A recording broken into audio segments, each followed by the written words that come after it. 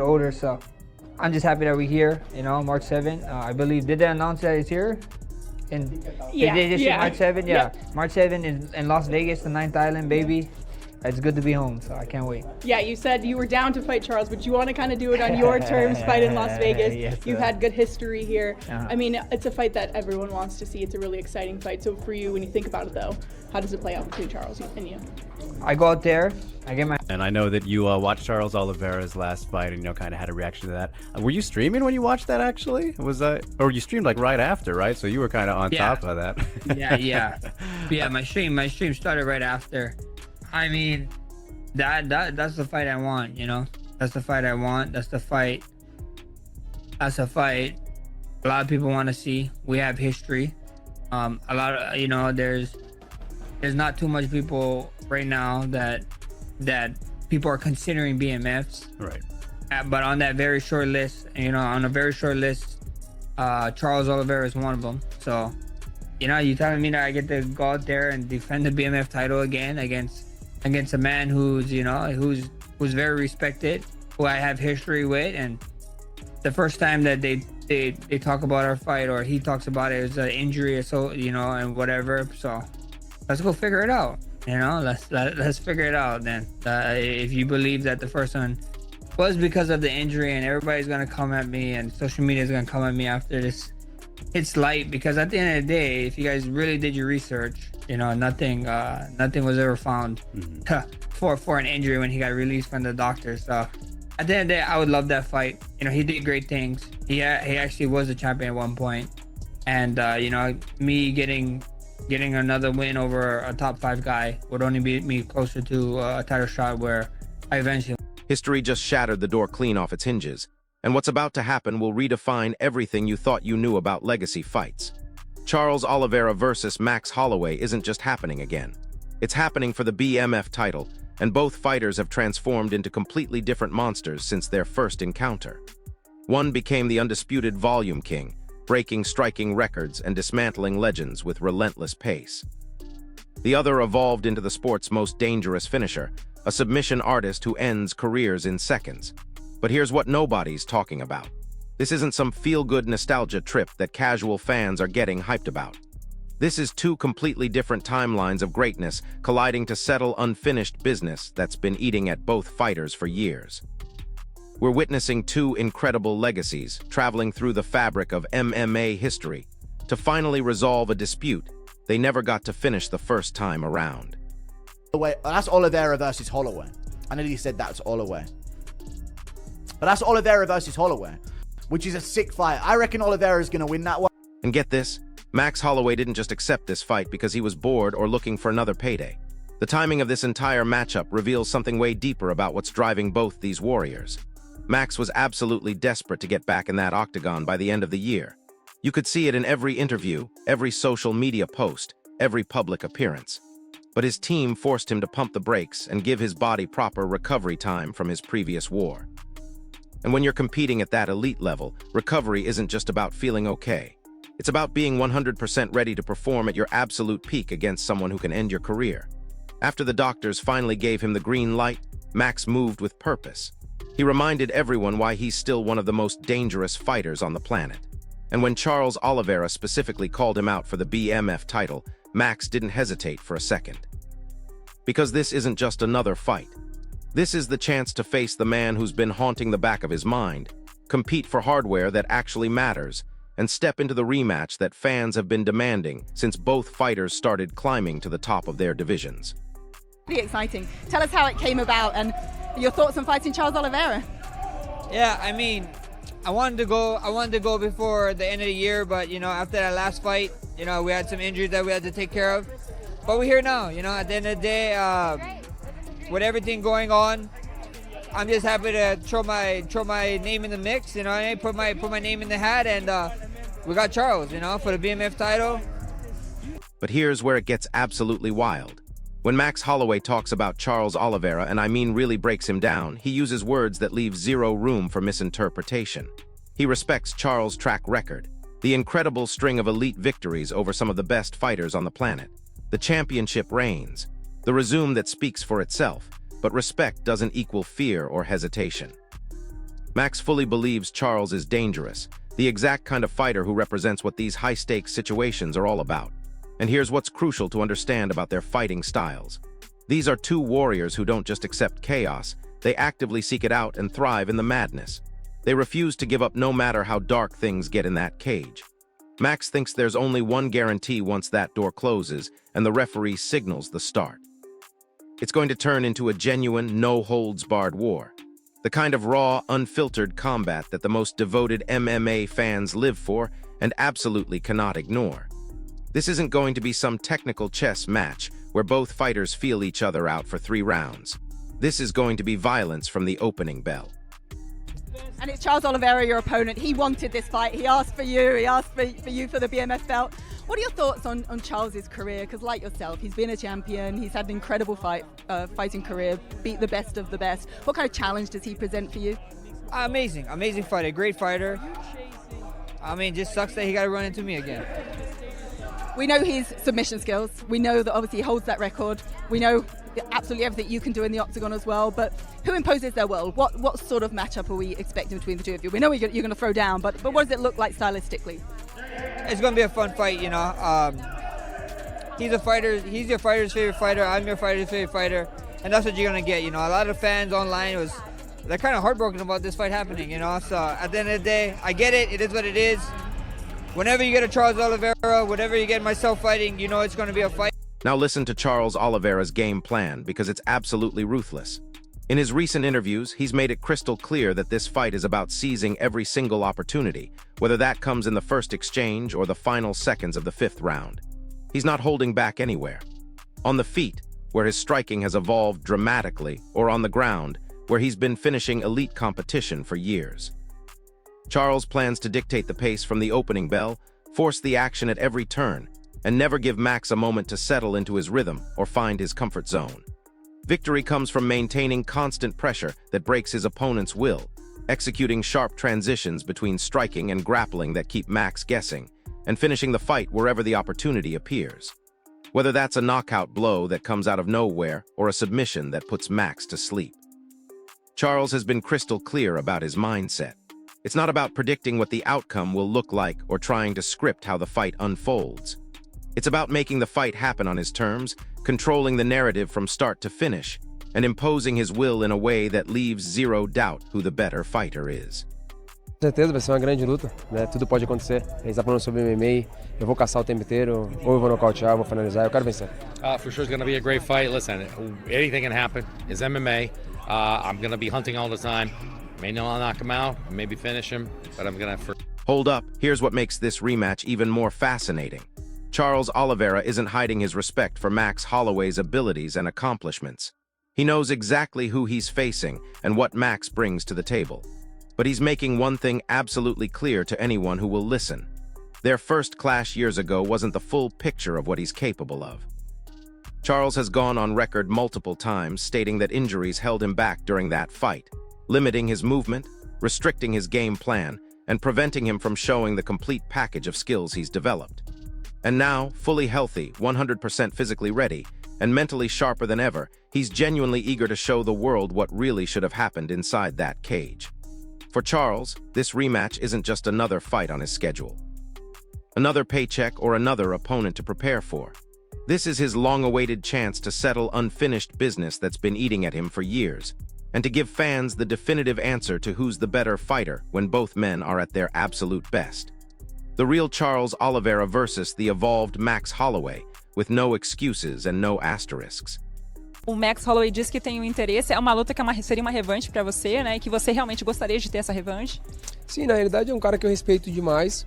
Na minha última luta com ele, todo mundo sabe, eu tive uma lesão, ele fala que não, mas eu tive uma lesão. But wait, it gets even crazier. When you listen to Max Ilya talk about his goals and vision for the future, it becomes immediately clear that he's got much bigger aspirations than just this one fight. The BMF belt, as prestigious and meaningful as it is in the cultural landscape of MMA, isn't his final destination. It's not the peak of his ambitions or the end of his journey. Instead, it's proof. Tangible evidence that he's still knocking on the door of the biggest fights in the sport, still relevant at the highest level, still a threat to anyone in the division. Max has already tasted what it feels like to sit at the very top of the mountain in his previous weight class. He knows what championship gold feels like around his waist.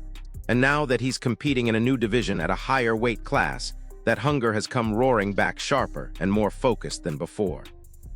He genuinely believes his body has finally caught up to his ambition, that he's stronger than he's ever been, quicker in his combinations, more complete as a mixed martial artist, and that this evolved version of himself absolutely belongs in the title picture conversation. More than anything else, and you can hear the excitement in his voice when he talks about it, he's energized by being back in the mix with the division's elite. Charles Holloway, as dangerous and accomplished as he is just the stepping stone to reach that ultimate goal.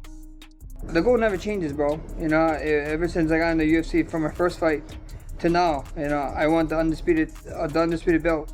That's all I want, you know. And you know, I had it for a little bit in another weight class. Now we're in a different weight class. I feel good. I feel strong. I feel fast. I feel great, man. I feel really great. And I'm just excited to have my name in the pot, you know. And I get to take one step closer to that goal. We're getting my hand raised on March 7th. Here's the kicker, though.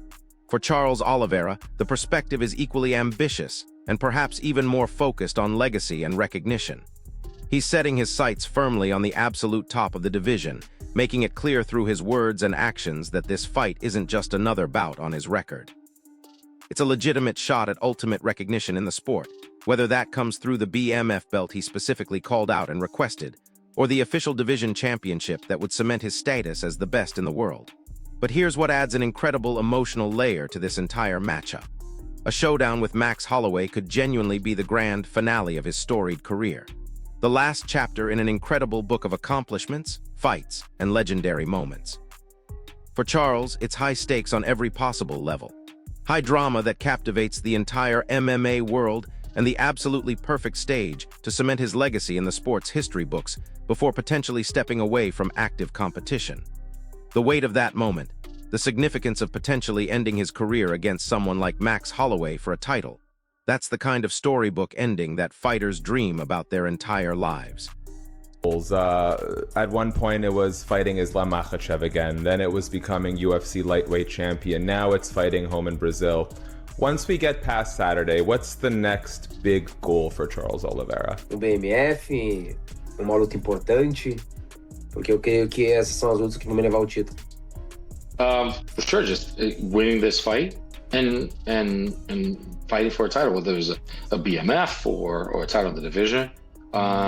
These are great things that will, and this is a great fight that will propel me towards the title.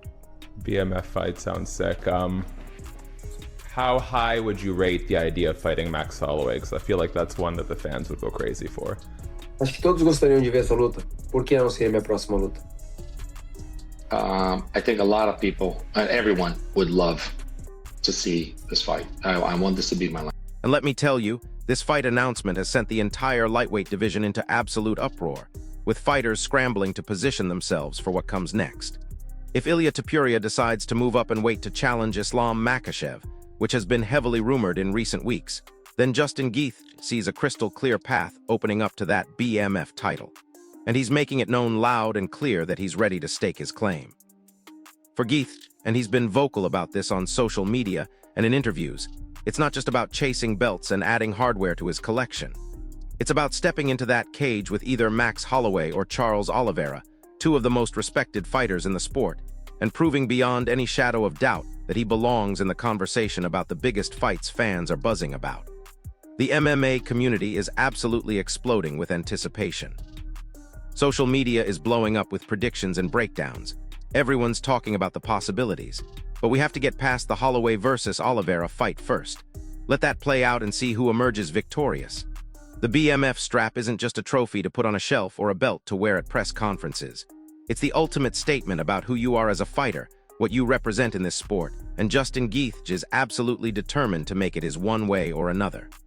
Hey, with Ilia Topuria, right, because we'd love to see you unify the belt with Ilia Topuria if things go to plan at UFC 324, but do you believe that Topuria hangs around the division? Are you hoping you get a chance to unify the belt against him, or do you think he might be going up to do this whole Islam thing potentially, who knows, maybe at the White House or something? I guess I don't really have an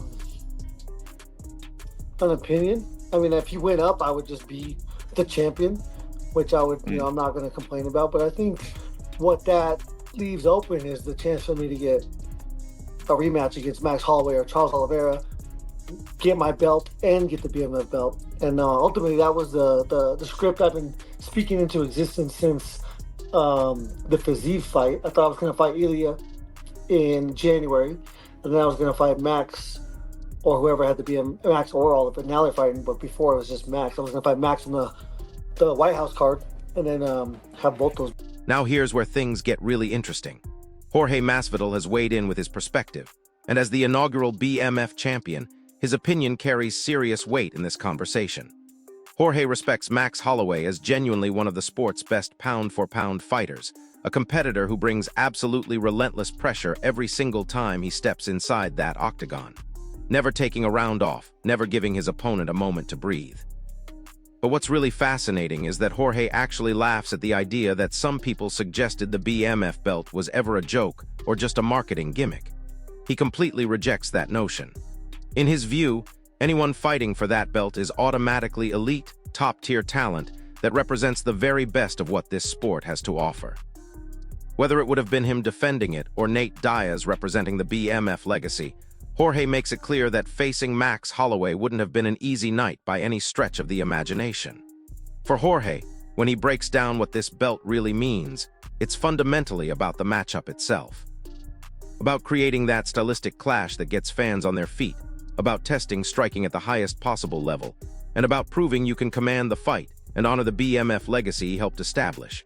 In his mind, this Charles versus Max matchup is exactly the kind of fight that fans live for. High stakes that actually matter, non-stop action written all over it based on both fighters' styles, and everything the BMF title was created to celebrate. On his YouTube channel, the BMF belt to me personally represents just a bad mother effer. You know, blessed man forever. Only very few get the fight for this belt. The belt was a laughing stock before. All of a sudden I got it and everyone wants to fight for it now. It's hilarious. It's fun to me. What do you make of that? Him saying that it was a laughing stock before, because not many people held that belt. You were the one that put it on the map. I mean, I love Max as a fighter. That's his opinion. That's his opinion. You know, I think he's one of the best fighters to do it. He's a dog when he goes in there. But whether it had been me or Nate fighting Max, it wasn't gonna be like his best night either, I think, you know. So I don't think how in laughing stock in what way, because the skill level is obviously there, you know. I mean, I would love to fight Max just on a stylistic matchup. But here's what's got some people frustrated. While many analysts and commentators are buzzing with pure excitement over the Oliveira versus Holloway matchup, calling it an absolutely thrilling fight that delivers on paper, the MMA guru has taken a different angle in his coverage. While he's definitely excited about the fight itself and what it means for the division, he's not particularly impressed with how the UFC handled the announcement and rollout of this massive matchup. He thinks the empty chair setup at the press conference had genuine potential to be dramatic and effective, creating mystery and anticipation. But in his view, teasing the matchup beforehand with highlight reels and promotional content gave away way too much information, especially for casual fans who might not have been following every rumor and social media hint. Little details like the missing name cards on the chairs, which seems small but adds to the overall presentation. These kinds of oversights add to his growing frustration with how the promotion is being handled behind the scenes. While he's clearly hyped for the actual fight and what these two warriors will bring to the octagon, he doesn't hold back on calling out the UFC brass for what he sees as sloppy, unprofessional execution in marketing this incredible matchup to the world. Still, he makes this point emphatically. No matter how messy the rollout has been, no matter how many promotional mistakes get made, the matchup itself is going to deliver absolute fireworks. Holloway, that's Oliveira versus Holloway. I nearly said that's Holloway.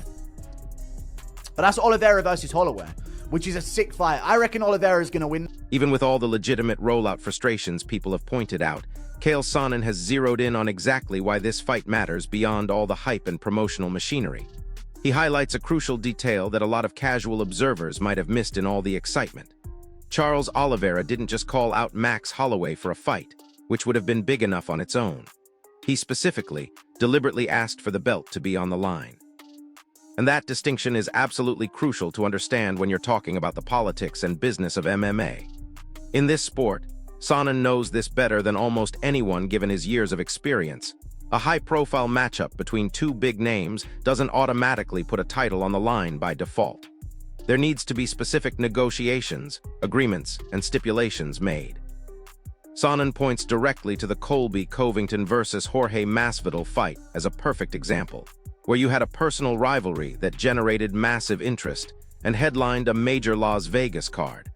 But that main event spotlight didn't guarantee any championship would be at stake. For a savvy, experienced veteran like Charles Oliveira, who understands how this business operates at the highest level, making it explicitly clear that the BMF strap needs to be at stake isn't just smart negotiation. It's absolutely essential to ensuring the fight has the significance and stakes it deserves. And with Max Holloway confirming publicly that the belt will be on the line, there's zero question remaining. This fight is for glory, legacy, hardware, and bragging rights that will last forever. Oliveira versus Max, guys, I think we're at that point, right? Like, I think we can come out and announce this. Now, I'm assuming that you know, Charles Oliveira, when he gets done on Saturday, he calls out Max and he asks him to put up the belt. By the way, which is an important distinction to make. Colby Covington fought George Masvidal. It was personal, it was Vegas, it was main event, George was champion. We, Team Colby, assumed it was for the belt. We win the fight, we don't get the belt. I mean, I'm just sharing for you. It is important for a smart veteran like Charles to make the distinction and call for the belt. It's important when Max responds that we're all clear. Oliveira further points out something really interesting about the dynamics of this matchup that speaks to the unique nature of how it came together. Usually, in the traditional structure of how title fights get made, champions are the ones being challenged, the ones fielding Holloway, the ones choosing from a list of contenders. They're not typically the ones doing the calling out themselves. That's usually the role of the challenger, the hungry contender trying to get the champion's attention. But this situation flips that script entirely, making this fight even more intriguing from a competitive and psychological standpoint. Helwani then shares some personal context that adds depth to his analysis. He has a long-time connection with Max Holloway, having known him and followed his career since very early in his UFC journey, when Max was just a promising young prospect trying to make a name for himself. Topuria praises Max not just as an elite fighter with world-class skills, but as a genuinely good person outside the cage, someone with character and integrity. Getting to know Charles Ilya as well over the years, Sonnen notes that he's equally impressive both as a martial artist and as a human being, which makes their past tension and friction all the more curious and fascinating.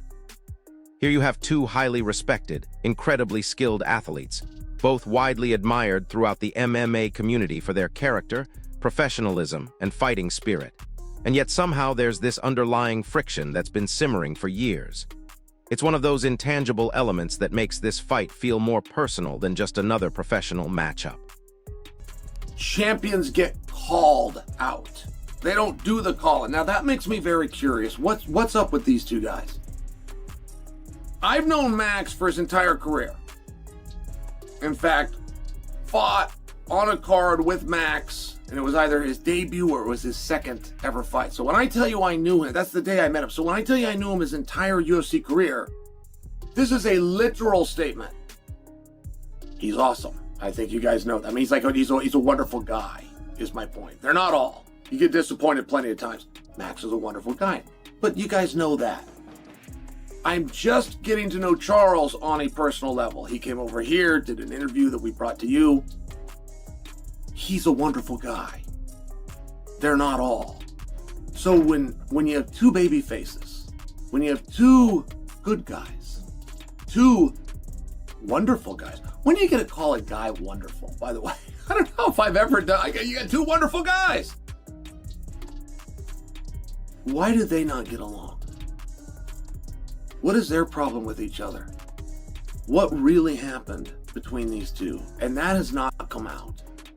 And there is an answer to. Building directly on Sonnen's breakdown and adding another authoritative voice to the conversation, Ariel Helwani adds his own expert take, noting something interesting from another top lightweight. Even Dustin Poirier, who has fought both of these men and knows their styles intimately, agrees that Oliveira versus Sonnen for the BMF belt is an absolutely electrifying matchup that delivers on every level. Helwani also points out a fascinating pattern he's noticed with Son and Holloway, and it's something that really stands out when you look at the data and performances. Every single fighter who steps into the cage with Sonnen, regardless of their status, ranking, or previous accomplishments, seems to come out sharper, more focused, and more dangerous in their very next fight after facing him. Whether we're talking about Charles Oliveira, Max Oliveira, Alexander Volkanovski, or Josh Emmett, their performances in the bout immediately following their encounter with Ilya genuinely stand out compared to their previous work. It's like fighting Topuria forces these elite competitors to level up, to find something extra in their preparation and approach. This observation adds another layer of intrigue to the showdown between Oliveira and Holloway, highlighting not just the skill level we're about to witness, but the incredibly high stakes on the line and the absolute war of styles fans can realistically expect when these two step into the octagon together. And then there's Bedtime MMA's breakdown, which adds a deeply personal twist that resonates with how many hardcore fans are feeling about this matchup.